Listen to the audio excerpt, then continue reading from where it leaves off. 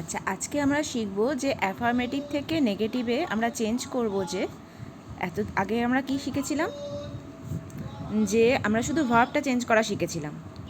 আজকে আমরা অ্যাফার্মেটিভ থেকে নেগেটিভ করব, কিন্তু without changing the meaning. Without changing the meaning. এটা করতে গেলে আমাদের কি করতে হবে? প্রথমত তো ভার্ব তো চেঞ্জ হবেই, ভার্বের সঙ্গে সঙ্গে প্রোনাউন আর অ্যাডজেক্টিভও চেঞ্জ হয়,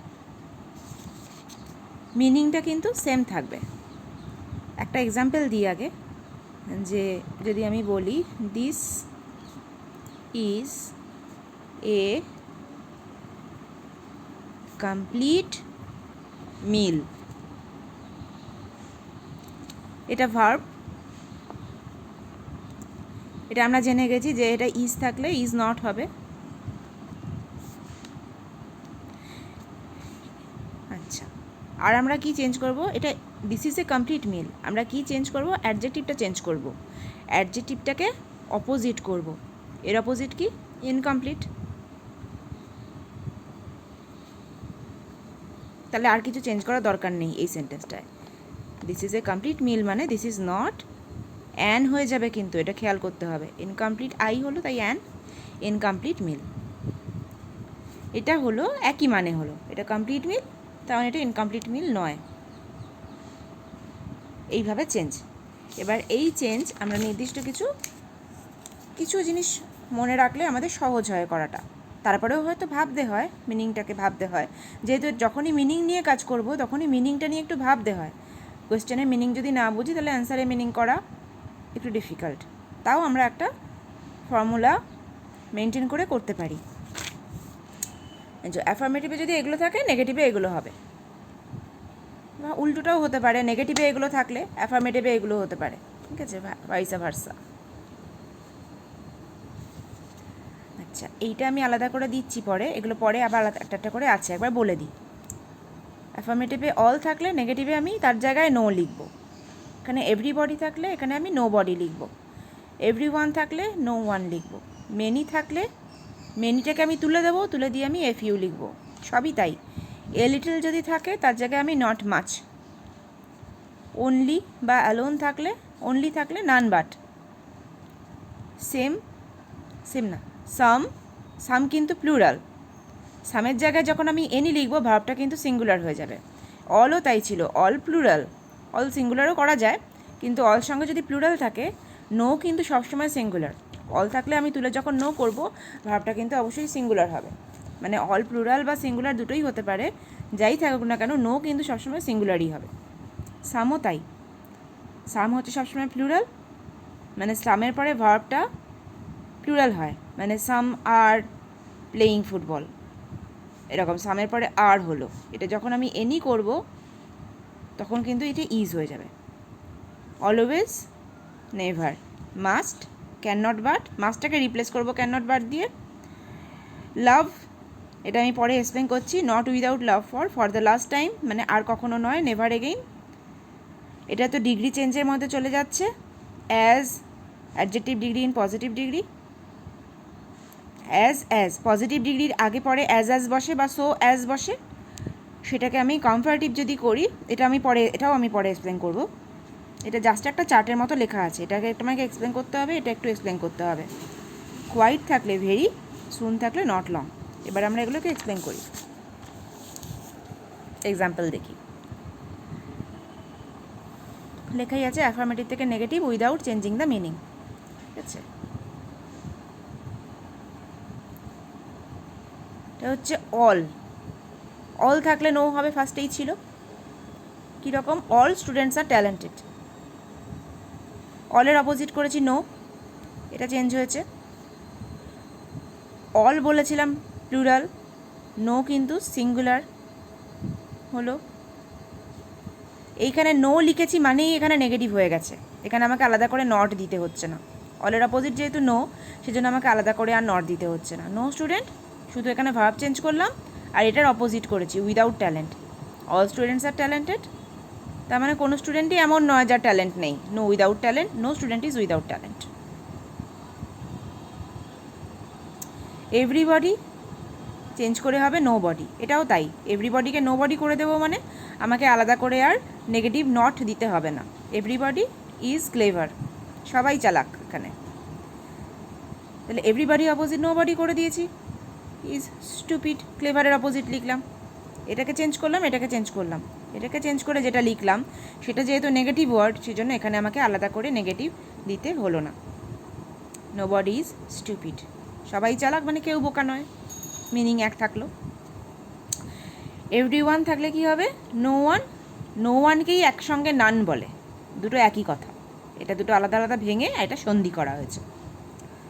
এভরিওয়ান লাভস মিউজিক, এভরিওয়ানের অপোজিট লিখেছি no one is without love for music, ওটা আমি আগেই লিখে দিয়েছি। আচ্ছা, কেউ, এটা আমি অপোজিট ওয়ার্ড করলাম না, লাভের অপোজিট তো হেট, তাই না? কিন্তু আমরা কাউকে ভালোবাসি তার মানে আমরা তাকে ঘৃণা করি না এরকম নয়, মানে ভালোবাসি না, আমি তোমাকে পছন্দ করি না, ভালোবাসি না, তার মানে কি আমি তোমাকে ঘৃণা করি? নাও তো হতে পারে। ভালোবাসি না মানে আমি তার প্রতি নির্বিকার হতে পারি, কিছুই এসে যায় না, সে কী করলো কী বললো, এটা হতে পারে আমি তার প্রতি উদাসীন। মাঝামাঝি যেহেতু একটা স্টেট আছে, সেই জন্য লাভের অপোজিট হেট করা যাবে না। ভালোবাসি না মানে ভালোবাসি না, ভালোবাসা নেই, তার মানে এই নয় যে আমি তোমাকে ঘৃণা করি, সেটা হতেও পারে, আবার এটাও হতে পারে আমি তোমার প্রতি উদাসীন, সেই জন্য লাভের সিস্টেমটা একটু আলাদা। এভরিওয়ান লাভস মিউজিক, সবাই মিউজিক পছন্দ করে, তাহলে নোবডি হেটস মিউজিক এরকম করা যাবে না। এভরিওয়ান লাভস মিউজিক মানে নোবডি বা নো ওয়ান একই কথা, ইজ উইদাউট একই কথা, নো ওয়ান আর নোবডি কিন্তু একই কথা, কিন্তু যেহেতু এখানে এভরিবডি ছিল কথাটা, ভাষা, এখানে আমরা তো ভাষা শিখছি, সেই জন্য এখানে এভরিবডি থাকলে আমি নোবডিই লিখবো, নো ওয়ান লিখবো না, আবার এভরিওয়ান থাকলে আমি নো ওয়ানই লিখবো, নোবডি লিখবো না। No one is without love for, এই লাভ যেটা হয়ে গেল উইদাউট লাভ ফর। আরেক কী হলো, ও দুটো একসঙ্গে মিনিং হয়েছে, এভরিওয়ানের নো ওয়ানের এক্সাম্পলও ওইটা, লাভের এক্সাম্পলটাও এইটা। আচ্ছা, তারপর মেনি চেঞ্জ হয়েছে a few, many were present in the programme.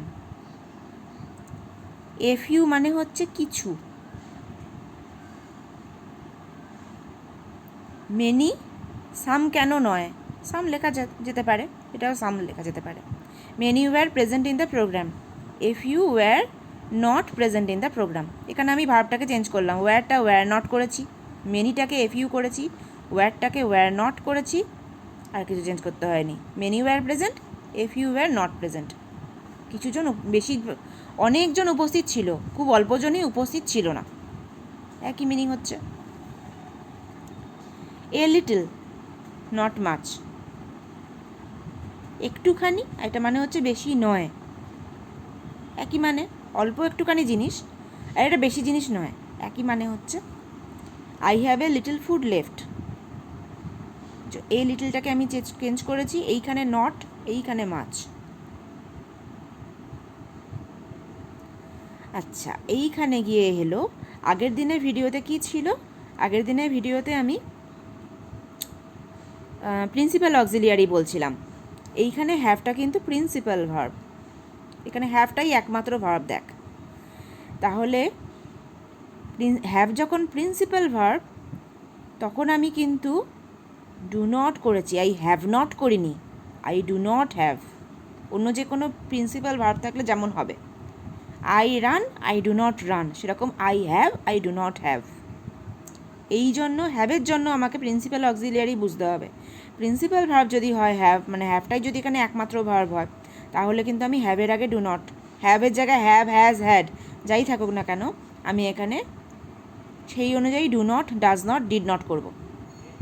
এটা যদি আই হ্যাভ না থেকে থাকতো she has a little food left, she has থাকতো, তাহলে কি হতো, শি, শি এর সঙ্গে ডু হবে না, হ্যাজ আছে, তার মানে ডাজ হবে, শি ডাজ নট, এখানে কিন্তু হ্যাভই হবে।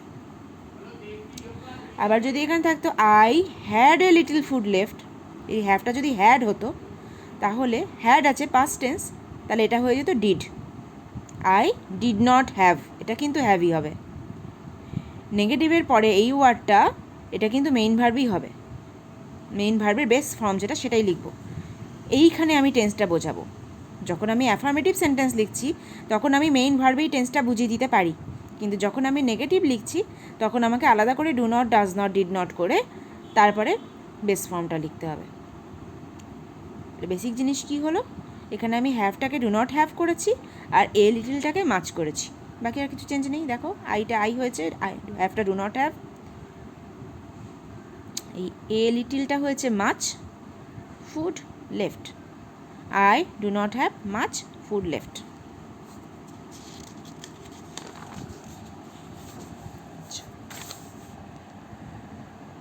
আচ্ছা, অনলি, অ্যাফার্মেটিভে যদি অনলি হয়, নেগেটিভে কী হবে, নান বাট বা নাথিং বাট।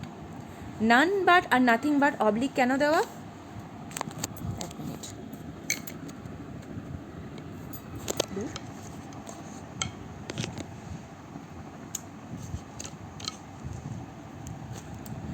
হ্যাঁ, নান বাট বা নাথিং বাট দুটো অবলিক কেন দেওয়া, নান মানে নো ওয়ান, এটা পার্সন বোঝাচ্ছে। অনলি কথাটা দু জায়গাতেই চলে, মানুষের ক্ষেত্রেও চলে, বস্তুর ক্ষেত্রেও চলে। কিন্তু যদি মানুষ থাকে, অনলি ইউ লিখেছে, সেই জন্য আমি নান বাট লিখেছি, কারণ নান মানে নো ওয়ান, এটা মানুষকে বোঝায়, ইউ মানে একটা মানুষকে বলছে, তুমি একটা মানুষ, সেই জন্য আমি নান লিখেছি। এখানে ইউ না থেকে যদি দিস থাকতো, only this can help me now, only this idea can help me নাও, এরকম যদি থাকতো তাহলে কি হতো, নাথিং বাট হয়ে যেত, কারণ দিস আইডিয়া বা দিস তার মানে কোনো হিউম্যান বিইংকে বোঝাচ্ছে না, তখন কিন্তু এটা নাথিং বাট হয়ে যাবে। বোঝা গেল? তাহলে কি চেঞ্জ হচ্ছে, অনলিটা নো ওয়ান করছি বা নাথিং বাট করছি, এখানেও সেই নো বডি এভরিবডির মতো, এখানে আমি যেই ওয়ার্ডটা পুট করছি সেটাই নেগেটিভ ওয়ার্ড, এই নান কথাটা নেগেটিভ ওয়ার্ড, সেই জন্য আমাকে ভার্বের সঙ্গে আর নেগেটিভ দিতে হবে না, যদি দিই তাহলে কিন্তু ভুল হয়ে যাবে। আমি যদি এখানে ক্যান নট লিখি তাহলে কিন্তু ভুল হয়ে যাবে। None but you, none but, only জায়গায় none but, you can help me now, আর কিছু চেঞ্জ নেই, এটা সব থেকে ইজি, অনলি থাকলে নান বাট। এরপর কি হলো, ফর দ্য লাস্ট টাইম যদি থাকে, ফর দ্য লাস্ট টাইম মানে আমি তোমাকে শেষবার বলছি, তার মানে আর কখনো বলবো না, এরকম মিনিং, আমি এটা শেষবারের মতো করছি, তার মানে আমি আর কখনো এরকম করবো না, এই শেষবার মানে আর কখনো হবে না। For the last time, never again. I am telling you this for the last time, এই যেখানে ফর দ্য লাস্ট টাইম কথাটা আছে, তাই আমি কি লিখবো, আই অ্যাম, নেভার এগেইন আছে, নটও লিখেছি আমি, নটও লেখা যেতে পারে, never telling you this again. তাহলে এইখানে নেভার, এখানে কিন্তু একসঙ্গে বসছে না, খেয়াল করে দেখতে হবে সেন্টেন্সের স্ট্রাকচারটা। আই অ্যাম, এখানে অ্যাম আছে, আমরা প্রথমে যখন ভার্ব চেঞ্জ শিখেছিলাম যে অ্যাম থাকা মানে অ্যাম নট করতে হবে, এখানে আমি নেভার লিখছি বলে নট লিখছি না, যদি নট লিখি তাহলে নেভার লিখবো না, যে কোনো একটা লেখো, আই অ্যাম নেভার, তারপরে এখানে বসে আছে টেলিং ইউ দিস, হয়ে গেল। এই ফর দ্য লাস্ট টাইম কথাটা লিখবো না, তার জায়গায় এখানে এগেনটুকু পড়ে আছে, নেভারটা এখানে লেখা হয়ে গেছে, এগেনটুকু পড়ে আছে। অ্যামটা এখানে অ্যাম ছিল, এখানে আমি সেই জায়গায় অ্যাম নট বা অ্যাম নেভার লিখলাম। টেলিং ইউ দিস এক রয়ে গেল, ফর দ্য লাস্ট টাইমের জায়গায় আমার নেভার এগেন লেখার কথা, নেভারটা এখানে লিখে দিয়েছি, সেই জন্য এখানে এগেনটুকু পড়ে আছে, এটুকু লিখলাম। অলওয়েজ আমি রিপ্লেস করবো নেভার দিয়ে, I shall always remember you, অলওয়েজের অপোজিট নেভার, কখনো রিমেম্বারের অপোজিট ওয়ার্ড ফরগেট, দু জায়গায় চেঞ্জ হয়েছে, অলওয়েজটা নেভার হলো, রিমেম্বারটা forget.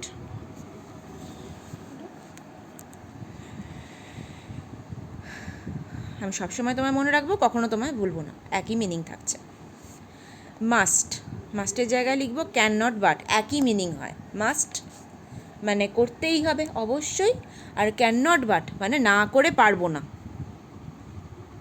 We must ওবে hour parents, আমাদের অবশ্যই উচিত পেরেন্টসদেরকে, আমরা অবশ্যই, উচিত নয়, উই মাস্ট ওবে, মাস্ট মানে হচ্ছে অবশ্যই, আমরা অবশ্যই আমাদের পেরেন্টসকে ওবে করব, তাহলে আমরা পেরেন্টসদের ওবে না করে থাকতে পারি না।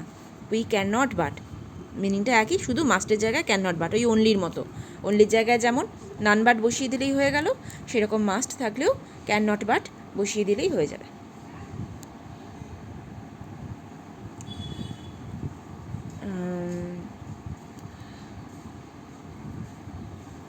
এটা একটা এমনি লিখেছি, মানে এটাও সেই সিম্পল। ইজটা ইজ নট হয়েছে কী আছে Rakib, Rakib is an honest boy.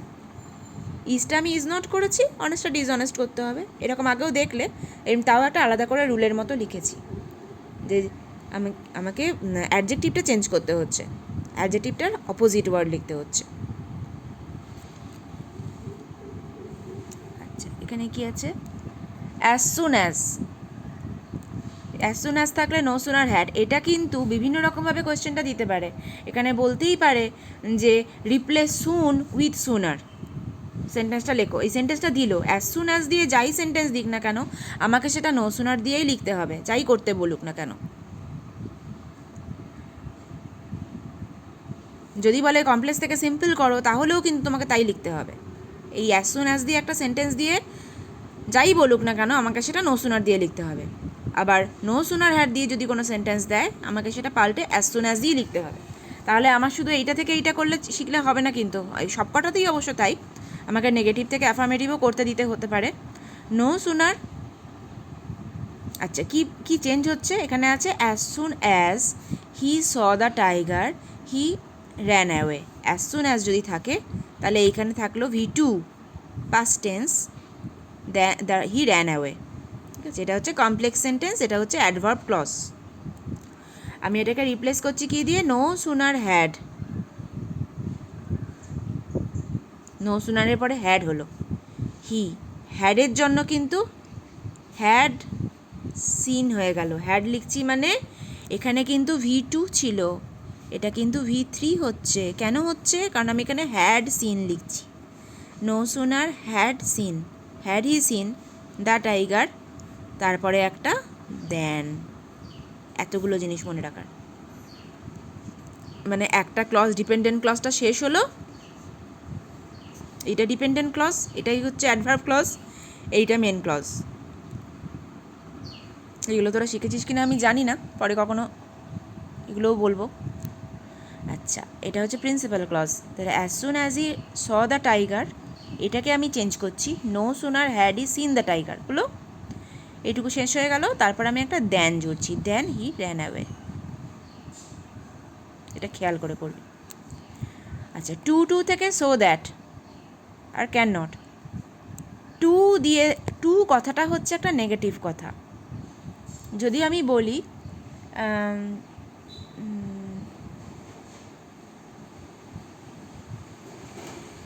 Two কথাটা নেগেটিভ কথা, টু উইক মানে অতিরিক্ত, টু মাচ। যদি আমি বলি যে হি ইজ টু মাচ অ্যাডোরেবল, তাহলে অতিরিক্ত, অতিরিক্ত অ্যাডোরেবল হয়ে গেল। অ্যাডোরেবল মানে আদরের, মানে সে বেশি আহ্লাদি, একটা নেগেটিভ সেন্স চলে আসে। আমি কাউকে বলছি ও খুব আদুরে, এটা ভালো কথা। যদি আমি বলি ও বড্ড আহ্লাদি করে, তাহলে সেটা একটু নেগেটিভ মানে হয়ে গেল। সে অতিরিক্ত আদুরে, মানে অতিরিক্ত আহ্লাদি, সেটা ঠিক নয়। এরকম একটা নেগেটিভ সেন্স আছে যখনই আমি টু কথাটা বলি। আচ্ছা, he is too weak to walk, এখানে কোনো নেগেটিভ ওয়ার্ড নেই। কেন নেই? কারণ টু উইক মানে অতিরিক্ত কথাটা এখানেই বুঝিয়ে দিচ্ছে টু দিয়ে। এটাকে যদি আমি সো দ্যাট দিয়ে বলি, এটা কিন্তু সিম্পল সেন্টেন্স, এটাও ওই আগেরটার মতো সিম্পল থেকে কমপ্লেক্সে চেঞ্জ করতে বলতে পারে, কমপ্লেক্স থেকে সিম্পল করতে বলতে পারে। যদি so weak that he can not walk এটা দেয়, আমাকে টু উইক টু যাই দিক না কেন, এই টু আর সো দ্যাট দিয়ে যাই দিক না কেন, এটা থেকে ওটা, ওটা থেকে এটাই করতে হবে।